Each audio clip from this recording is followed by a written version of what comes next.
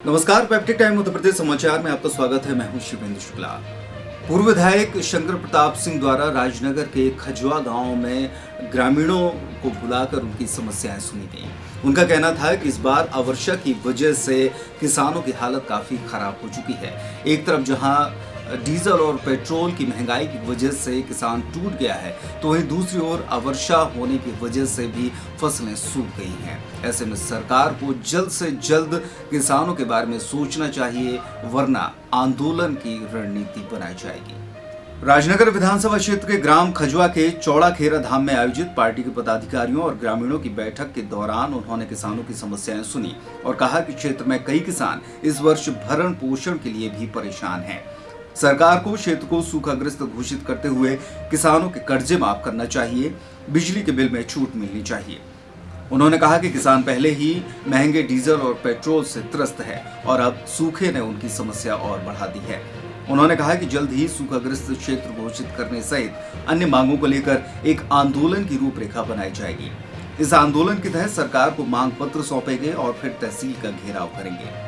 इस मौके पर बैठक के आयोजक रामस्वरूप पटेल, किशोरी शुक्ला, डॉक्टर अवध अवस्थी, डॉक्टर मुराद अली, महाप्रसाद पटेल, गणेश सिंह सहित अन्य लोग भी मौजूद थे।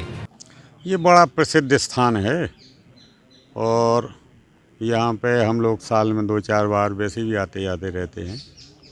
और ये भटा गकरियाँ जो बुंदेलखंड की फेमस है, ऐसे आयोजन होते रहते हैं।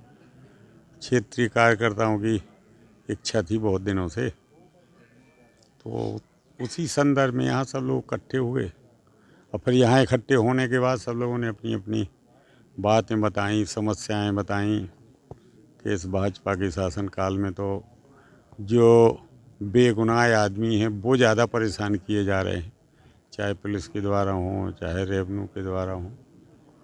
तो आज सब लोगों की इच्छा यही थी और सब लोगों ने यही कहा कि भाई कम से कम कुछ नहीं है तो अपन एक शांतिपूर्ण प्रदर्शन करें।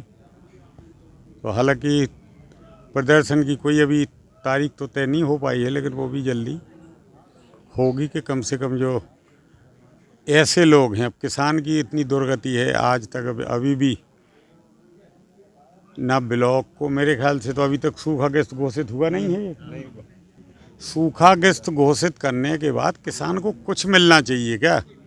उसकी जो फसल नष्ट हुई है उसके एवज में कुछ मिलना चाहिए। अगर बैंकों का उसको कर्जा देना है तो उसमें कम से कम ज़्यादा नहीं तो आप बैंक का ब्याज छुड़वाएं और इसके इंस्टॉलमेंट बढ़ा के 2-4 साल आगे तक कर दें या छोटे छोटे इंस्टॉलमेंट कर दें। बिजली के बिल माफ़ कर दें तो कम से कम किसानों की बहुत ज़्यादा नहीं है तो उसमें थोड़ी बहुत उन्हें राहत तो मिलेगी, राहत ही मिलेगी थोड़ी बहुत उतने में ही, क्योंकि फसल तो उनकी बेकार हो ही चुकी है। ज़्यादातर किसानों ने तो फसलें बोई ही नहीं हैं, जो हमने देखा है खाली खेत पड़े हैं लोगों के। वो ज़्यादातर खेती इसी खरीफ में ही होती थी, हर किसान के पास पानी का साधन नहीं है। तो यही मांगे थी हम लोगों की। महंगाई का तो ये है कि चरम सीमा पे, तो हमारे ख्याल से आप सब लोग जानते हैं कि महंगाई का क्या हाल हो गया है। नहीं, मांगें पूरी नहीं हुई तो हम लोग तो प्रदर्शन करेंगे, क्योंकि हम लोग उस पार्टी के लोग हैं जिसमें हमारे मुखिया गांधी जी रहे हैं और शांतिपूर्ण अहिंसक आंदोलन की वो बात करते रहे। आंदोलन तो वही करेंगे, लेकिन फिर घेराव करेंगे उसके बाद। अगर ये छोटी समस्याएं जो प्रशासन के हाथ में है, अगर उन्होंने वो पूरी नहीं की तो फिर वो भी किया जाएगा।